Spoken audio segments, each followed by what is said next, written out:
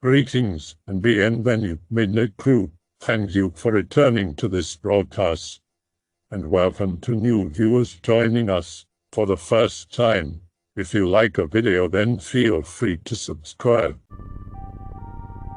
Some viewers may find the following video disturbing. Viewer discretion is advised. You know, I come from an island, the Reunion Island to be exact. In here you got any religion that exists, even fucking voodoo. Anyways, when I was a kid, my parents split up. Turns out my dad had a mistress, and that witch became my stepmother. I moved out to France with my mother, and some weird shit started happening. I don't remember it as I was a kid, but she, along with my sister, explained it to me like a couple weeks ago. Be me, 5 or 6-ish. I just moved to France. I have night terrors every night. Nothing will do. Medication, sleeping with my mom. It just keeps happening. After a couple of weeks, my mother, who kind of believes this shit as she grew up in that religious stuff but is not religious at all, starts seeing some lady that an uncle talked about. This lady says, "Bring a photo of your son." She proceeds to light 2 candles, and in the middle of them, there is my photograph. She says, "Now pray with me, close your eyes, and pray till the candles die." They both pray for a long-ass time. The candles die. My mom looks at the photo. It is black. The lady says, "Your son will never have problems with that kind of shit no more." I was kind of skeptical at first, but I know my mom ain't messing with this shit. She's 100% sure my stepmother used some voodoo fucking Shamalamdingdong on my ass. I also got that story about that house we lived in with my mother and my ex-stepfather. My entire family, as well as myself, experienced some real shit in here. Tell us the story about that house, Anon, please. I moved into a house with my mom and stepdad. It is an old house in the countryside, with old as dust people as neighbors. Anyways, the house has a first floor. You could see a little bit of it from the living room. I used to watch TV alone there. I could always see some shit upstairs from the corner of my eye. I always thought it was my imagination. Well, we talked about that house with my family, and my sister told us what happened to her there. I will continue as her, be my 27-ish old sister. I spend some time at my mom's house with my baby. My mom gives me the guest room. I cannot sleep in that room. I have nightmares about a girl. I talked about it with my mom. She says she has those nightmares too when she sleeps in that room. Keep in mind that room was next to my mom's and stepdad's room. Mine was at the other end of the corridor. I sleep in my little brother's room instead while he sleeps in that room. He does not seem to have nightmares in here. He'll sleep there then. Hell no, big sis. Fast forward a bit.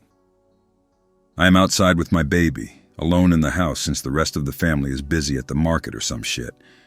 I hear someone calling my name from inside the house. It says my name.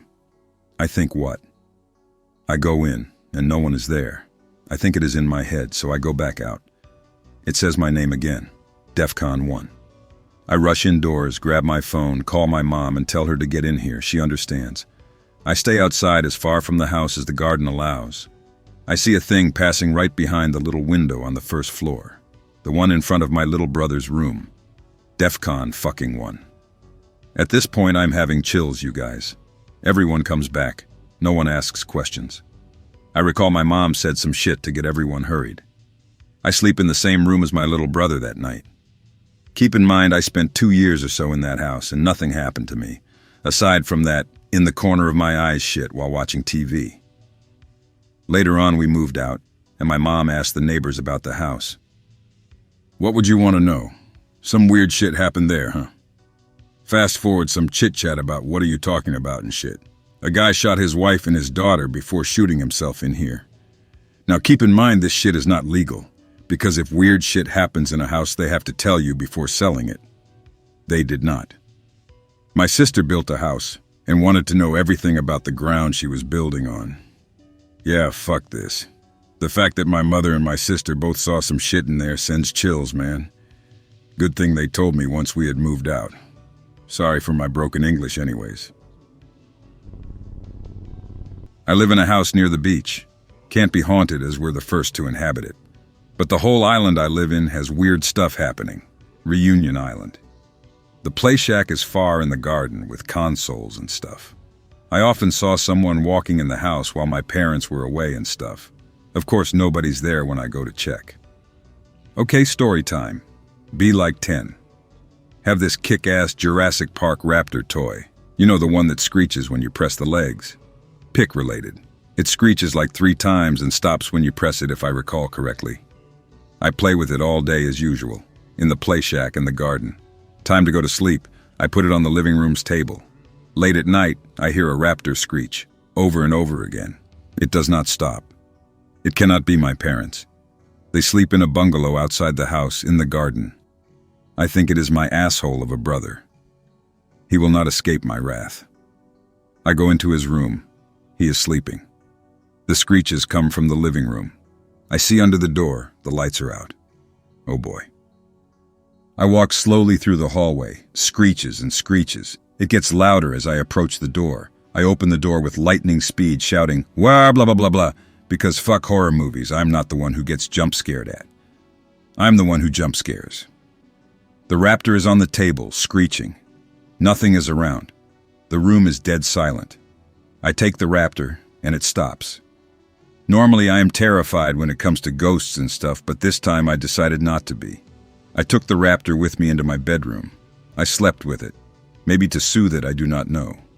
Maybe it was sad to sleep alone. He was my best toy, for God's sake.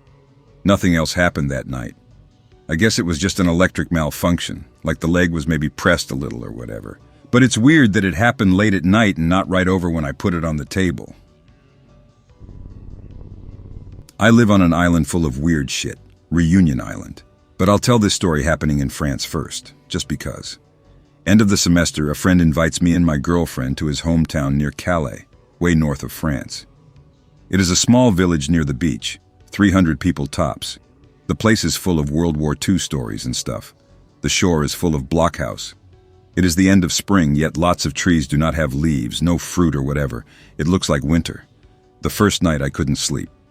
It happens sometimes when I am not sleeping at home, actually.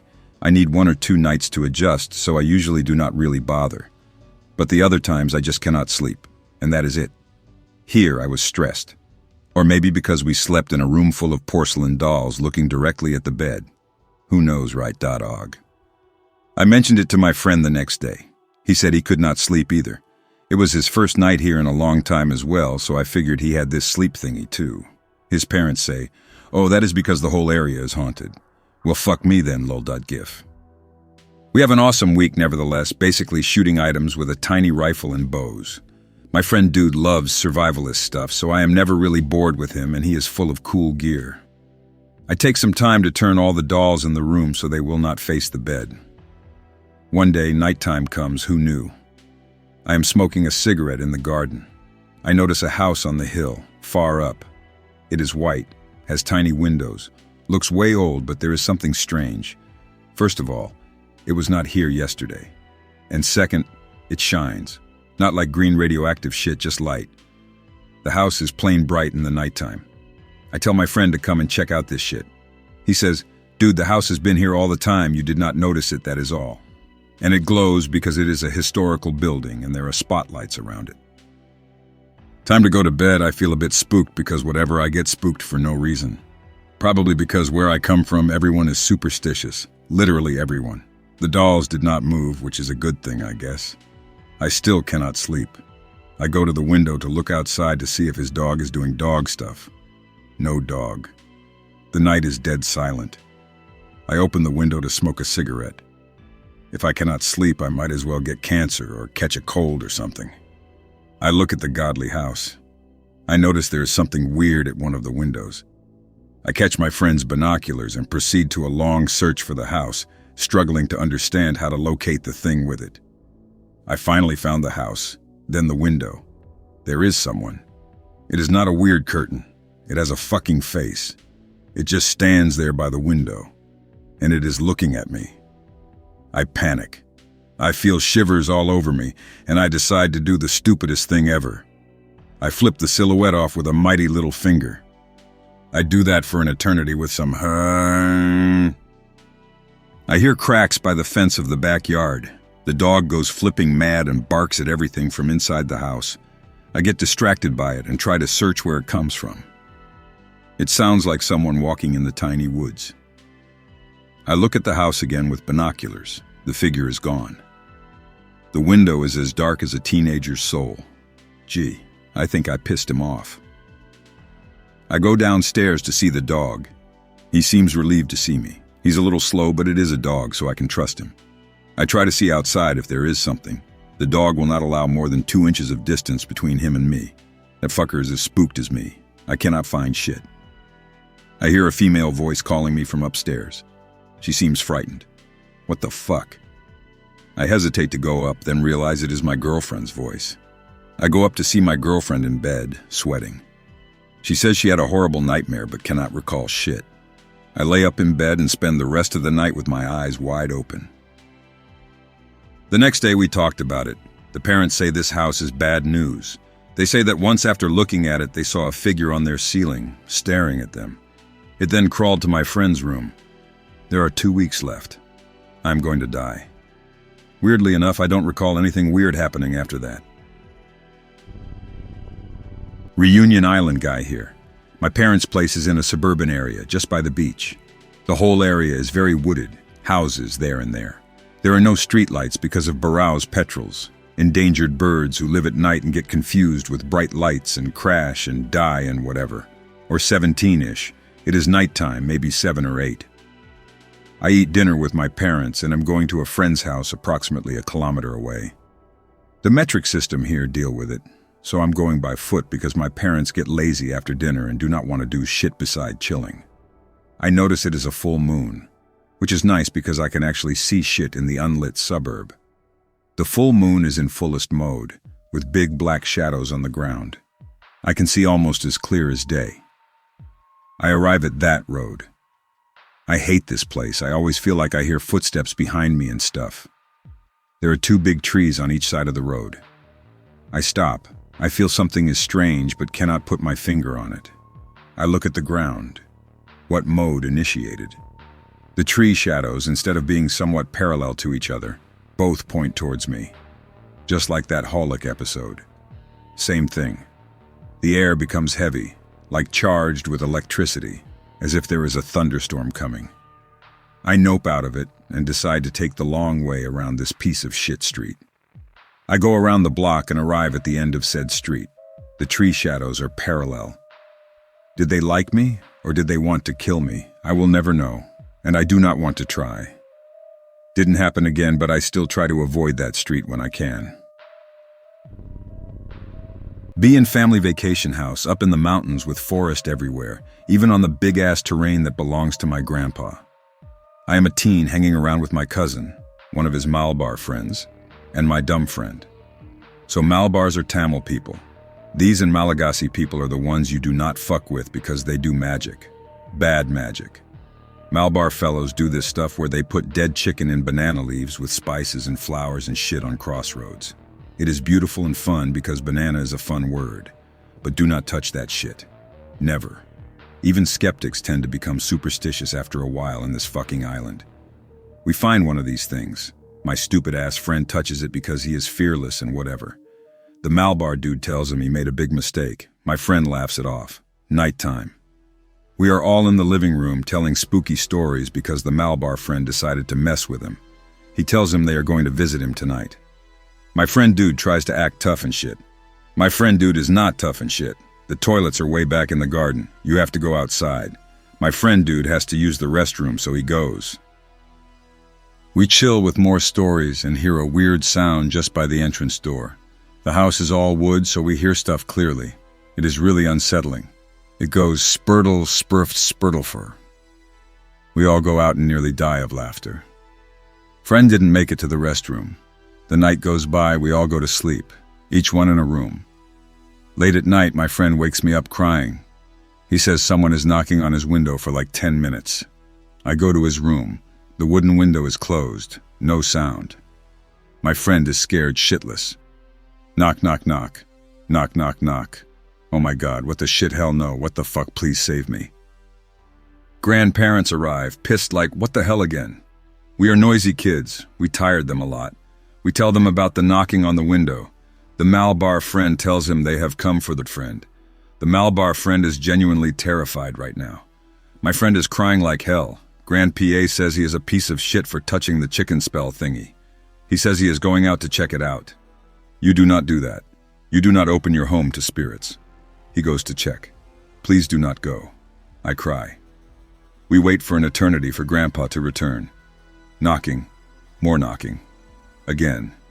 Slow. 3 knocks each time. Well, shit, Grandpa's dead, I guess. The window suddenly opens. We all scream. It's Grandpa. He is laughing his ass off, saying it is a tree branch that does that because it is windy and stuff, and asks who took a dump in front of the door, by the way. Nervous laughs. Grandpa comes back. All us kids decide we are still spooked and decide to all sleep in my room since the bed is gigantic. We spend all night with our eyes wide open, hearing the 3 knocks on the room on the other side of the thin wall. We hear things crawl on the roof. We tell ourselves it is rats. We hear a scream coming from the woods. It is not a woman's scream, very deep, distorted. We do not move. The night passes. I hate my friend. Next day we find out it's a branch that has fallen right under my room's window. The end. It's not that spooky, but I was scared shitless. Spookastic Park, Episode 5, Return of the Cursed Chicken. So about a month ago, I got drunk with my uncle and he told me some spook that actually made him move out of his house. He is not a liar or a very good one, which could be the case as he is a lawyer. My uncle lives in a place full of Malbars, and me thinking he was smart. One day he goes out of his garden and steps on a chicken curse thing. Well, shit.com. The thing was put there intentionally, right after his gates, so he would kick it or roll on it with his car, etc. His lawyer job brings him a few enemies. My uncle has an idea who orchestrated this. My uncle believes in that stuff, everyone does here. So he goes to some shaman, we got everything here, and she gives him some mantra or prayers, things to recite out loud when shit hits the fan. Nighttime comes. The fun begins. The TV has statics all over the place. The phone rings 3 times during the night. No answer each time. The number is masked. My uncle has the creeps, and his wife asks if it would not be safer to leave the place. They realize it is more aimed towards them than the house itself, and it could be dangerous to drive. Everyone goes to sleep somehow. In the middle of the night, my uncle is woken up by his sons. They tell him there is someone in their room, each one of their rooms. What.org. My uncle goes to check the rooms. There is nothing. The drawers are opened. The kids swear they heard someone talking. Okay, that is it. Everyone in the living room. My uncle proceeds to recite the prayer things. Slam. The door from the oldest kid's room just closed by itself. My uncle goes back there, literally shouting the prayer full Wololo style. Bangs everywhere. It proceeds to the hallway. My uncle follows the bangs and casts them out to the living room with mighty mantras. The front door banged harder than my mom. The glass gets almost broken. It is shaking like hell. The thing is trying to get out of here. The wife opens the front door and my uncle delivers the final Wololo. The front yard gates shake like someone threw a rock at it. It is gone. A few days later, the guy my uncle suspected to be behind this is reported missing. He still is today. The thing is with Malbar curses, if it fails, it goes right back at the caster. So you'd better be sure nothing will fuck up or you're the one who's done goofed. Some months later, his oldest son almost died from appendicitis and infection during the operation while on vacation in Greece. Uncle is sure it's related to magic. I'm less certain.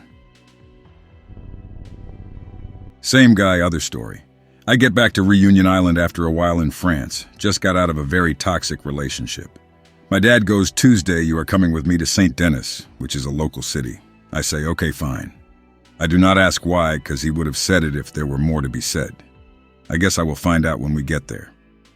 Tuesday comes, we get in the car. I say, okay, now can you tell me what we are doing? He says, we are going to see a man who wants to meet you. He comes from South Africa and is staying on Reunion Island for a while. He is some kind of mystic, you will see. I think, bullshit, every time I get back here there is stuff like that. We get to town. We enter an old building and get to the floor. We enter a room full of Persian tapestry with cushions everywhere. A big smell of chicha and incense is there. The room is full of smoke. An old guy with a big beard is sitting here. He is wearing Moroccan clothes and a fez.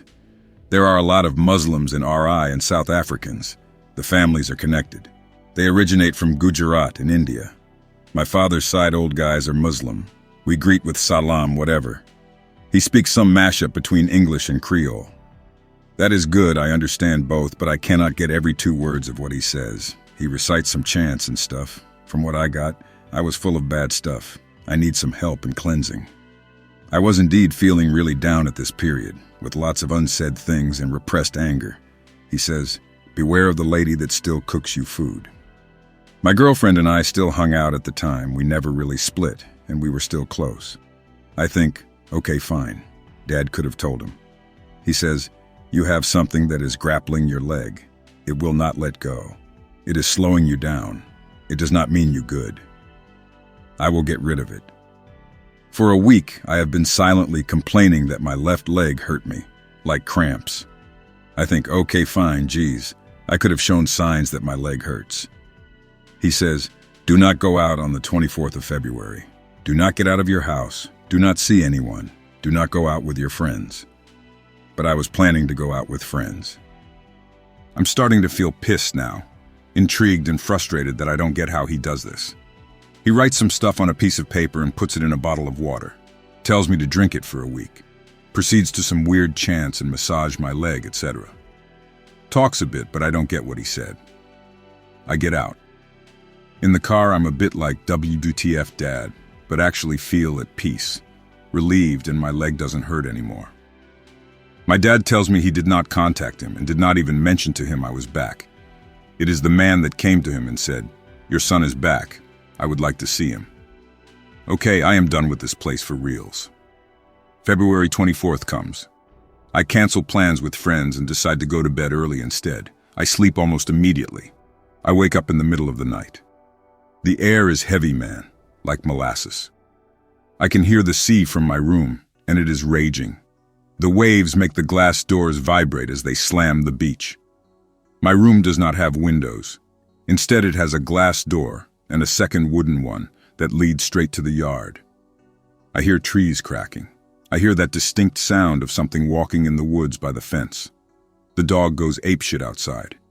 It keeps barking and barking, growling and jumping by the gate. He saw something. There is rambling outside.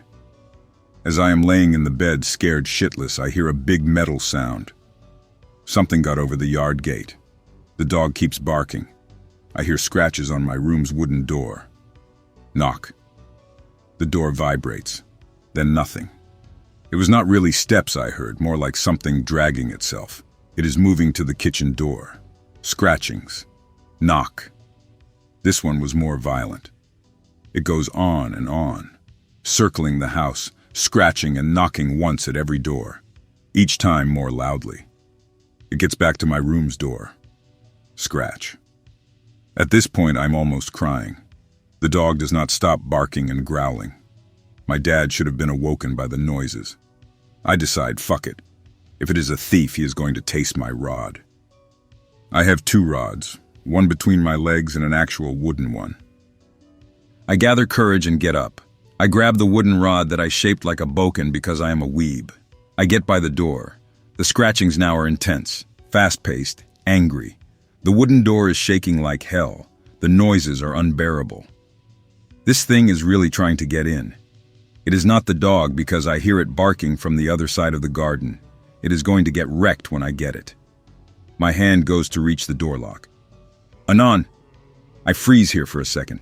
The shout was loud. The scratching stopped. Where did it come from? It sounded like it was right by my ear and at the same time echoed in the empty house. My parents sleep in a bungalow in the garden, but I recognize this voice, this loud voice. It is mine. My eyes are wide open as big as tennis balls, and I get back to the bed. I grab the last sip of magic water that the old dude gave me. No more scratching. The dog is silent. I shit myself to sleep. Next morning, no scratch marks on the doors. The dog is completely fine. Parents didn't hear a thing. Mauritian dude here. Between Reunion and Mauritius, we're loaded with weird bullshit involving patches of land not to cross at times. Here's a personal experience with creepy place in Mauritius. Be me, 17, chillin' at a friend's flat with some other broskies. His flat is across the street from a school that was built during English colonization. Let us call the flat guy Andy. We had 3 other friends with us. Let us call them Larry, Greg, and Jim. Andy claims he found a way into the school to sneak in for shits and giggles. Being young fools, we are like, sweet dude, let's go. We go at night so that we are not spotted because the street is busy during the day. We sneak past the metal fence thanks to a hole in it. We check one of the doors, but it is locked. Kleptomaniac Larry to the rescue.x. We are in the main corridor and the air is cold, like 20 degrees Celsius in the middle of tropical summer. We are kinda freaked out because there is no AC in there. We check some classrooms and leave some bullshit around on the blackboard, nothing too serious like jokes and whatnot. We get to the gymnasium and Jim notices a door up on the wall. The door is just there, 3 to 4 meters above ground without access. We use the stuff we find in the gym to reach it. Larry lockpicks again because it is locked. We all enter an even colder room. The walls are scrawled with weird shit in English and symbols. The room is dark, even with 4 flashlights. Everything looks like it is written in dried blood. Jim and Andy tried to take pictures, but it is still too dark not to look like a shitty Photoshop. Greg is sweating like hell and panicked. We are freaked out because Greg never panics. I propose to get out and lock the door again. Damn right, .png. We got out and put everything we used back in place after Larry locked the door again. As we make our way out, we hear a huge crash followed by a man's scream. Or at least it sounded close to a human scream. We nope our way outside. We hoped it was a car crash outside. Nothing happened outside. A security guard sees us and asks us about the crash. He does not seem that worried about us sneaking in, but more about property damage. We tell him we just took a stroll inside the school and wrote shit on the board, but did not break anything. The dude is half relieved and half worried. He asks why Greg is sweating like a pig. We tell him he got startled. He tells us to go with him. We go through the main hall again and help him check the classrooms to prove we did not do shit. Eventually, we check the gym. The equipment is completely thrashed, like it was thrown across the room by a hurricane. The wall door is still closed, but there are weird burn-like marks around it. The guard becomes pale, even though he is an Indian dude. He accompanies us to the exit and tells us not to say shit to anyone about the gym. We silently agree and go back to Andy's. Jim points out the location of the gym and how there should not be a room in the wall. He shows us that it would literally float above street level. We check our phones for the pictures. They are blurry and too dark to see anything. We notice a weird, deformed chair facing a corner of the room in one of the pictures on Greg's phone. Now we get why Greg was panicked. There are clearly distinguishable blood and teeth marks on the chair. We all agree never to go back there and mention it. Moral of the story, colonial-era buildings are spoopy. The school is in cure pipe, so it should still be there. Pretty sure they patched the hole and renovated part of the building. Some former students there that I know were always creeped out by the wall door of the gym. Not surprised. Between that school and my family house in Port Louis, I'm kinda torn between which one is the freakiest. But the scariest had to be a seemingly abandoned house in the middle of Floreal near the houses of the Russian and Madagascar ambassadors. Also, here's what I could gather about the house. It was built during the 70s on Guillaume Passot Street in Floreal, Mauritius. At some point, the family moved away, and it has been abandoned since then. Most of the ground floor doors are barred off. Every once in a while, some dude comes to check on the house to see if any animal has sneaked in. I have seen people around, usually a Creole dude doing the checkup. Sometimes, although rarely, one of the security officers from the Russian embassy. No repairs have been actually done to the house in more than 25 years, apparently not needing it. Since the house is not occupied, there should be no electricity at any time, according to the cops. But on multiple occasions, no matter the time of the day, the lights of the house are up and running for 3 to 4 hours. When that happens, usually one of the security officers from the Russian embassy goes and checks with a police officer from the nearby police box. The locals are avoiding the house ever since its abandonment, and the older locals do not talk much about it. That's pretty much all I know, aside from the lights inexplicably being turned on. I've never seen anything else weird about the house. I hope that you enjoyed tonight's broadcast. If you enjoyed tonight's story, then please subscribe to the channel as more Greentext will appear daily. A new broadcast will appear when the clock strikes midnight Central Time.